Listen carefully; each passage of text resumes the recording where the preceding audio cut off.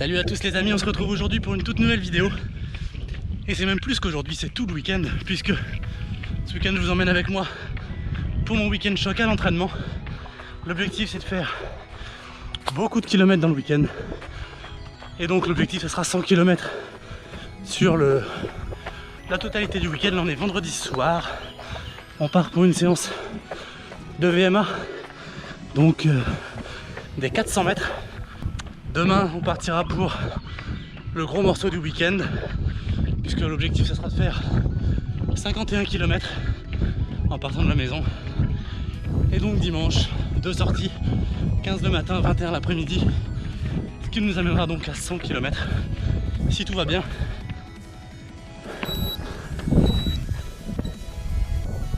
Allez, c'est parti!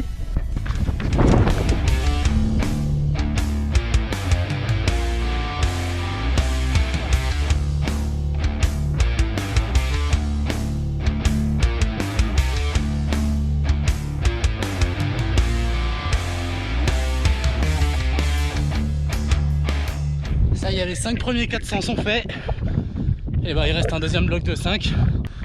L'objectif aujourd'hui c'est de tourner en 1,29 les 400, ce qui nous fait une moyenne de 3,45 au kilomètre à chaque fois. Et donc c'est deux blocs de 5 fois 400 mètres pour développer un peu la VMA. Et petite chose, pendant la récup au milieu de la séance, petit conseil, moi quand je fais mes séances de vitesse, que ce soit 200, 300, 400 jusqu'à 1000 mètres, bah je le fais tout le temps ici. C'est une plaine, vous voyez, on est dans les champs, c'est de la route, et le chemin il vient de tout là-bas, il vient ici, il revient là, et il continue par là. Et donc c'est une ligne droite qui fait 1100, 1200 mètres, et c'est vachement pratique pour avoir pas beaucoup de dénivelé. Il y a des pistes cyclables un peu partout, donc je vous invite tous pour vos séances de vitesse, de VMA, de fractionner, à trouver un endroit vraiment plat, quand c'est le but de la séance bien sûr. Et bah moi je fais des allers-retours dans la plaine et ça me va très très bien. Voilà, c'était le premier conseil du jour, le premier conseil du week-end. Trouver une ligne droite plate. Et malheureusement dans 15 secondes il faut y retourner. On est reparti pour 5 fois 400 mètres. C'est parti mon kiki.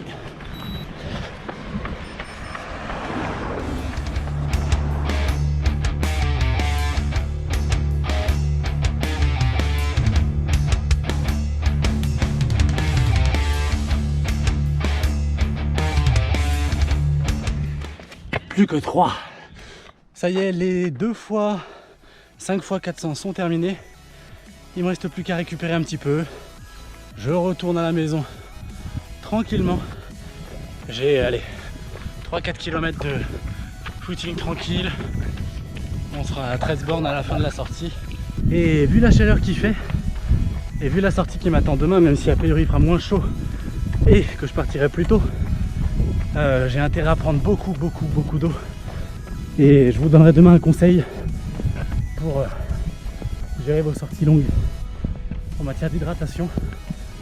Un conseil que j'applique à chacune de mes sorties longues et qui pour l'instant marche très très bien, mais on verra demain.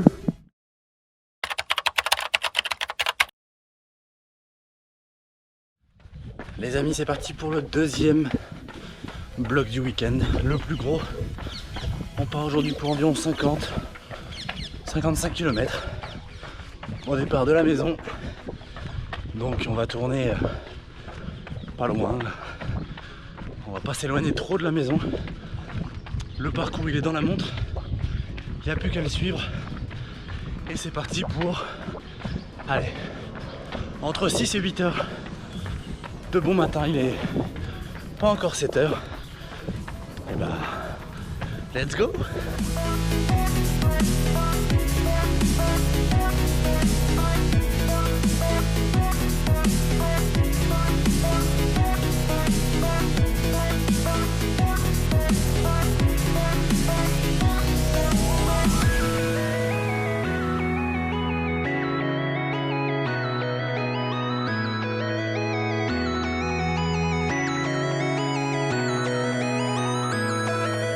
Les amis, on arrive au 15e kilomètre bientôt.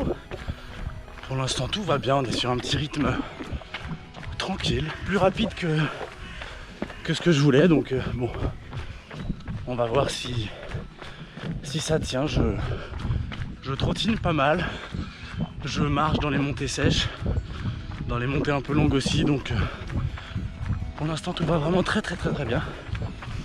On va arriver à mon premier ravito, et donc ça m'amène à mon conseil numéro 2 du week-end, qui est la gestion de l'hydratation sur les sorties longues, voire les sorties très longues. Et moi ce que je fais, c'est que je prévois mon parcours à l'avance toujours, pour savoir où je vais aller, si je peux couper si ça va pas ou quoi que ce soit. Et surtout, je me cale à un passage proche d'un cimetière. Alors c'est pas très gai, mais le cimetière, alors sauf si vous y passez en plein milieu de la nuit, mais c'est à peu près tout le temps ouvert et vous avez à peu près tout le temps de l'eau pour les fleurs, etc. Donc c'est quand même très pratique. Alors ça fait faire des petits détours qu'on prévoit pas forcément au départ, mais bon, c'est pas très dérangeant, mais c'est surtout très pratique. Donc voilà mon conseil numéro 2 pour les sorties longues, pour l'hydratation. Allez voir proche des cimetières, vous allez avoir de quoi boire de l'eau sans aucun souci. Ah la pardon. Eh, je me suis fait embrouiller par des ronces, wesh. Ils m'ont volé ma casquette. Je suis une victime. Ah, je vais pleurer, wesh. En plus, j'ai la goutte au nez, je suis dégueulasse.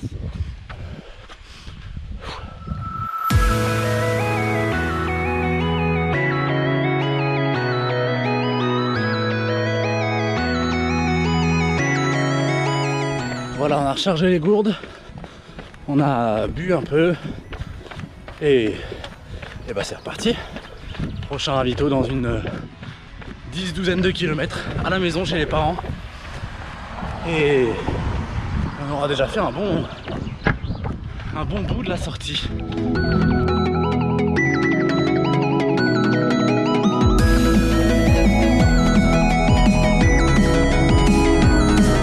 Les amis, on arrive au 25e kilomètre. Donc on se rapproche de la moitié. Bon, les jambes commencent à chauffer un peu, ça paraît logique. Le soleil est bien là, il fait pas trop chaud. Et donc là je vais arriver dans 2-3 km chez mes parents, où je vais pouvoir boire un coup, recharger les gourdes et repartir parce que faut rentrer à la maison.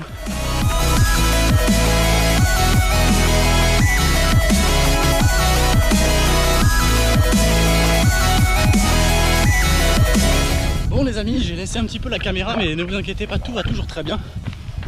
J'en suis à 38 km maintenant. Je me suis arrêté chez mes parents, je me suis arrêté à mon boulot pour recharger en eau. Et là depuis une petite dizaine de kilomètres, c'est pour ça que j'ai pas la caméra, il y a mon père qui est avec moi en vélo, qui m'accompagne. Et ça c'est mon troisième conseil, c'est que quand vous en avez la possibilité et que vous avez des sorties longues à faire, bah c'est toujours sympa de se faire accompagner sur une petite partie. Aujourd'hui c'est mon père à vélo, demain ça sera Alexis en course, donc ça c'est vraiment plus sympa. Le temps passe beaucoup mieux, beaucoup plus vite. Et puis c'est sympa de partager quoi. Donc conseil numéro 3, faites-vous accompagner. Bon les amis, on arrive au 45e kilomètre. Tout va toujours très bien, les jambes commencent à être lourdes, mais ça me paraît logique. Les genoux commencent à bien taper. Surtout que j'avais pris un parcours où il n'y avait pas beaucoup de dénivelé, donc il y avait pas mal de parties courues. Mais comme la forme est là et que je vais plus vite que ce que j'imaginais, beaucoup plus vite, je me dis que je vais peut-être, alors pas accélérer, au contraire peut-être même ralentir un petit peu, mais prolonger un peu la sortie du jour qui devait être de 51 pour aller jusqu'à, j'avais une variante pour la fin si ça allait, pour monter aux alentours de 58 km aujourd'hui. Et je me demande, parce que ça va me faire rentrer sur le coup de 14 h, un peu avant 14 h, Et bah si je vais pas faire la séance de demain après-midi, donc de dimanche après-midi, ce soir, pour faire une grosse journée aujourd'hui et faire que 15 km demain matin, parce que j'ai une peur sur ce week-end choc, c'est de pas repartir demain après-midi pour les 21 derniers, après être sorti le matin, avoir fait une nuit un peu courte. Donc je me dis que si je la fais maintenant, aujourd'hui, bah demain je me lève, je fais 15 bornes et on rentre. Alors je sais pas.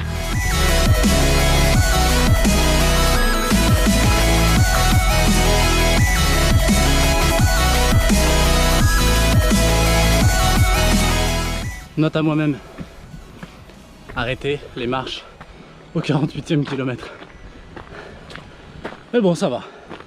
Honnêtement, je sais pas si c'est le fait que je me sois mis vraiment à la préparation physique en plus de la course ou l'entraînement lui-même, mais franchement je suis étonné d'être aussi frais entre guillemets après 5h30 et quasiment 50 bornes. Franchement je m'étonne, on verra ce que ça donne sur la fin du parcours et puis dans les heures après, mais je suis très étonné.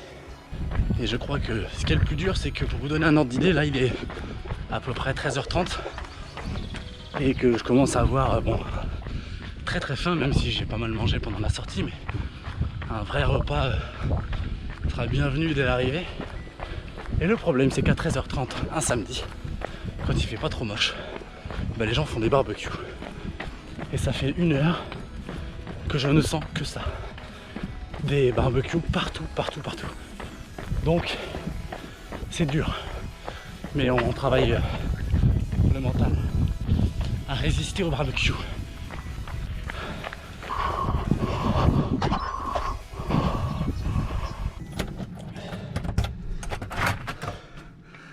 Ça y est les gars, on est à la maison.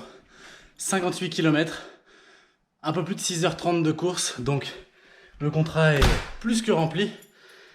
Et bah, je vais me poser, je vais manger un peu et je vois ce que je fais de ma fin de journée, ce que je repars courir en fin de journée, est-ce que je fais mes 2 sorties demain, je vais voir, je vais me reposer, je vais prendre le temps et puis je vais profiter un peu quand même, hein. Bah oui, à tout à l'heure ou à demain, je ne sais pas.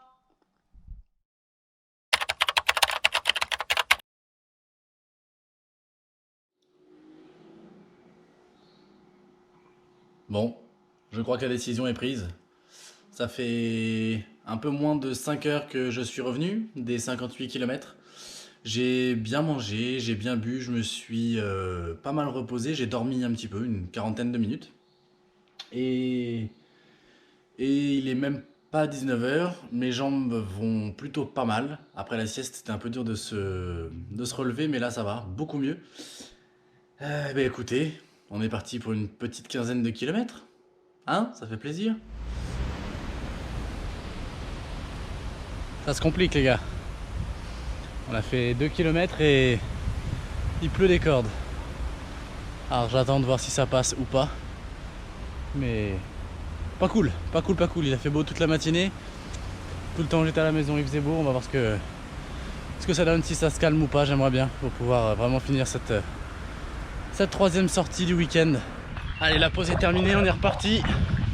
Et écoutez, après 2 km, franchement les jambes répondent étonnamment bien. Je cours à un peu plus de 10 km/h.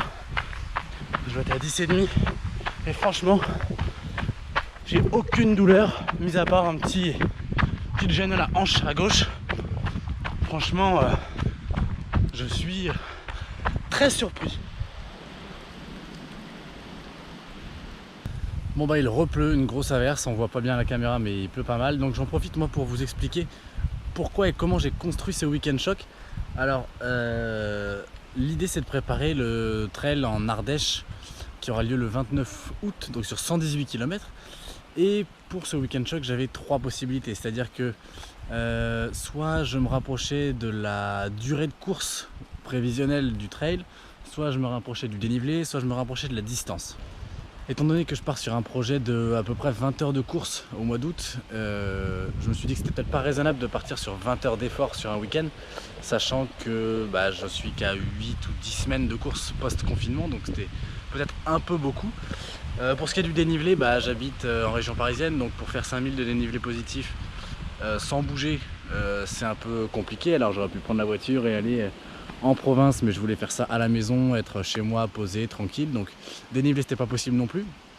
Et du coup je me suis dit que je ferais ça sur la distance, et je me suis fixé un objectif à 100 km. Je voulais pas faire trop non plus, encore une fois ça fait pas longtemps que j'ai repris la course après le confinement, j'avais pas du tout couru pendant le confinement, donc je me suis dit 100 km avec une grosse sortie de quasiment 60, donc que j'ai faite ce matin.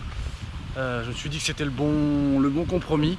Donc voilà comment moi j'ai construit mon week-end choc. Je sais que c'est pas forcément la meilleure façon de le faire. Il y a des façons peut-être un peu plus scientifiques de construire un week-end choc. Moi voilà, c'est comme ça que je voulais le faire, c'est comme ça que je prends du plaisir à le faire aujourd'hui. Donc voilà. Écoutez, je vais attendre qu'il s'arrête de pleuvoir et puis je vais repartir, alors qu'il s'arrête ou qu'il se calme. Et puis après je vais repartir tranquillement pour finir, parce que j'en suis à la moitié de la sortie.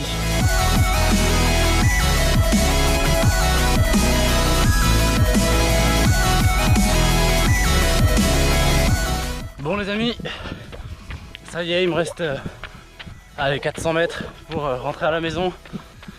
Et on aura fait une belle journée à 72 km, 8 heures dehors. Et il n'y a plus beaucoup d'essence dans le moteur, j'avoue. Donc je suis content de rentrer à la maison. Je vais manger, je vais dormir, et demain on se retrouve pour la dernière étape avec Alexis pour 15 km. On va aller à la station de trail de Bure-sur-Yvette. Donc il me reste un peu moins de 2 heures d'effort ce week-end. Et comme ça, demain midi, je suis tranquille. Et écoutez mes amis, je vous retrouve demain, si vous le voulez bien. Salut!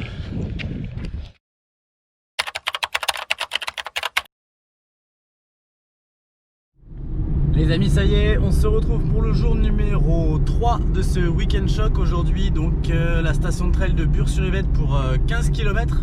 On va retrouver Alexis qui va faire les 15 km avec moi. Comment ça va? Écoutez, les jambes nickel, aucun souci. Il y a juste une cheville, ma cheville droite qui est complètement bloquée, qui me fait mal. Donc j'ai mis un petit strap, je vais voir ce que ça donne. Mais sinon vraiment tout va très bien, la nuit a été très bonne. Mais ce qui me rassure, c'est qu'il y a 15 km là et qu'après c'est fini. J'ai vraiment bien fait de faire ma sortie que je devais faire cet après-midi hier. Parce que là je suis tranquille une fois que ça c'est fini.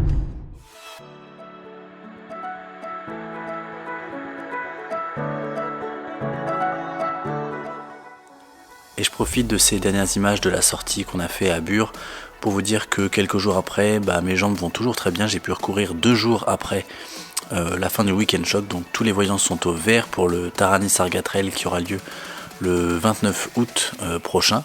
Voilà, moi je vous laisse ici. Si la vidéo vous a plu, n'hésitez pas à la partager, à nous suivre sur YouTube, sur Facebook, sur Instagram. Et n'oubliez pas, d'ici la prochaine vidéo, portez-vous bien les amis. Ciao!